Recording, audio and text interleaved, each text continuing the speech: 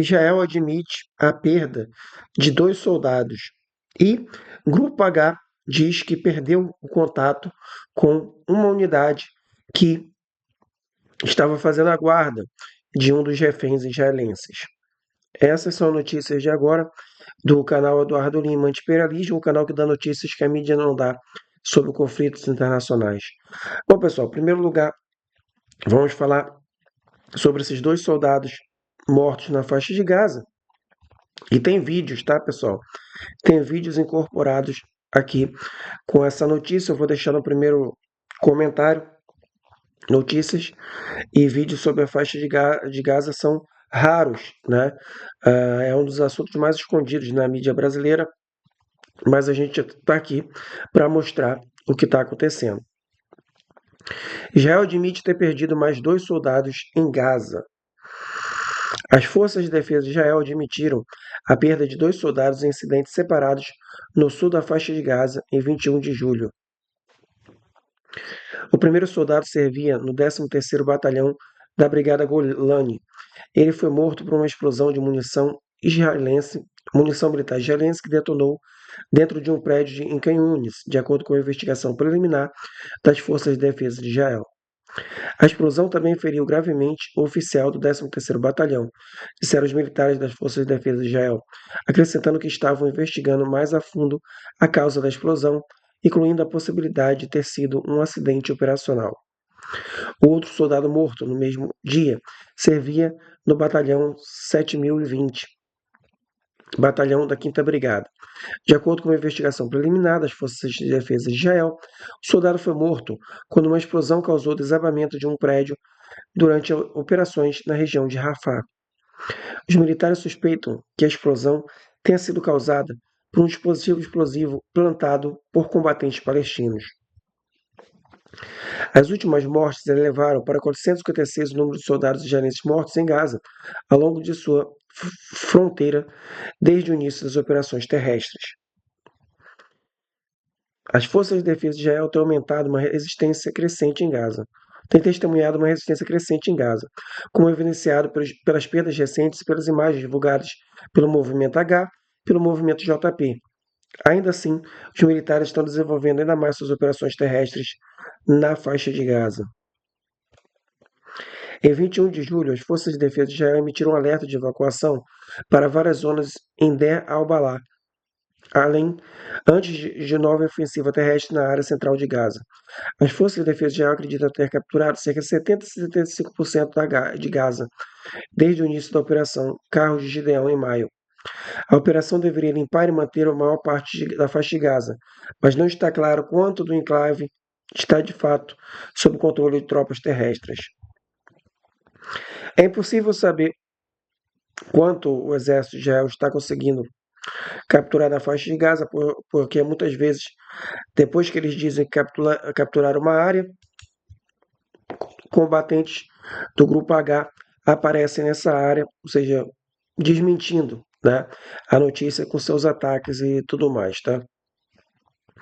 E aqui, pessoal, a perda de contato. Ó. Contato perdido com a unidade de Gaza que guarda prisioneiros israelenses, diz a Brigada Al-Quds. Em meio ao bombardeio israelense em Gaza, as brigadas Al-Quds anunciaram a perda de contato com a unidade que guardava o prisioneiro israelense Ron Breslavsky. Em meio à implacável agressão israelense contra Gaza, as brigadas Al-Quds, braço armado do JP, anunciaram na noite de terça-feira que perderam contato com a unidade designada para proteger o soldado israelense Ron Breslavsky. O fato ocorreu após uma intensa onda de incursões das forças de ocupação que visavam áreas onde se acreditava que havia reféns. Em um comunicado emitido via Telegram, o porta-voz do grupo, Abu Hamza, confirmou, desde ontem, o contato com o grupo de segurança que mantém o soldado Ron Breslavsky sob custódia foi perdido, após a incursão das forças de ocupação e o cerco às áreas onde o refém estava. Não sabemos o paradeiro dele neste momento. A declaração acusou o governo israelense de colocar deliberadamente em perigo seus próprios cidadãos detidos em Gaza. Desde o início da guerra genocida contra o nosso povo, o criminoso Netanyahu e seu governo extremista de extrema-direita ignoraram deliberadamente a questão de seus prisioneiros e buscam ativamente matá-los e devolvê-los às suas famílias em caixões, declarou Abu Hanza. Breslavski, cujo sequestro havia sido previamente confirmado, apareceu em um vídeo divulgado pelas Brigadas Al-Quds em 16 de abril, onde se dirigiu diretamente ao primeiro-ministro Netanyahu e ao presidente dos Estados Unidos, Donald Trump. Meu sangue está em suas mãos, primeiro-ministro Netanyahu. Onde estão suas promessas de nos libertar? Perguntou. O sequestro também descreveu as péssimas condições de detenção e apelou por ação imediata, dizendo: vocês precisam parar esta guerra estúpida. Vocês falharam. Acabe com este pesadelo, ou pelo menos levem comida para Gaza para que parte dela possa chegar até nós. Cativos exigem justiça. Sua mensagem anterior ecoou o crescente descontentamento da sociedade israelense. Em abril, centenas de reservistas, oficiais da Marinha e médicos assinaram cartas públicas pedindo o fim da guerra, argumentando que a escalada militar estava apenas aumentando o risco para os prisioneiros. Essas vozes dissidentes citaram a morte de pelo menos 40 prisioneiros israelenses durante a invasão terrestre como evidência do desrespeito de Netanyahu pela vida humana, tanto palestina quanto israelense. Enquanto isso, a resistência continua a afirmar que a abordagem militar de Israel falhou em garantir a libertação dos prisioneiros. Em uma declaração de 18 de julho, o Grupo H declarou que a única opção viável restante é uma troca de prisioneiros nos termos da resistência. Nenhum prisioneiro jamais foi libertado por pressão militar. Breslavski havia alertado meses antes, uma visão agora reforçada pelas realidades do campo de batalha. A perda de contato com a unidade que guardava Breslavski ocorre em meio ao contínuo ataque de Israel em Gaza, onde milhares de civis foram mortos e infraestrutura crítica destruída sob o pretexto de recuperação de prisioneiros. Para muitos palestinos, esse incidente é um indício de que a liderança israelense considera seus próprios soldados descartáveis, sacrificando-os em uma tentativa inútil de esmagar a resistência. À medida que a catástrofe humanitária se aprofunda e as vozes dos prisioneiros ficam sem resposta, a mensagem da resistência permanece clara. A ocupação não recuperará seus prisioneiros por meio de bombas, mas apenas por meio da justiça. Pessoal, o que fica claro realmente é que Netanyahu ele não se importa com a vida nem dos seus soldados, nem com a vida dos seus próprios reféns. Ele sabe que não vai conseguir resgatar refém nenhum, né? Mas ele quer permanecer, manter essa guerra para permanecer no poder, né? Evitar seu julgamento por corrupção, entre outras coisas, né?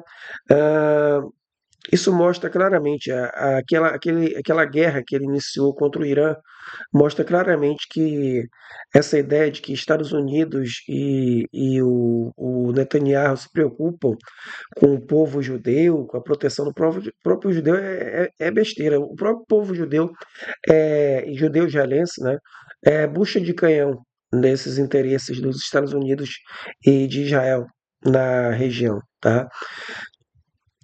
Tá lá, e lembrando, quando eles falam que perderam o contato, é uma forma deles dizerem, né, que o refém foi morto, né?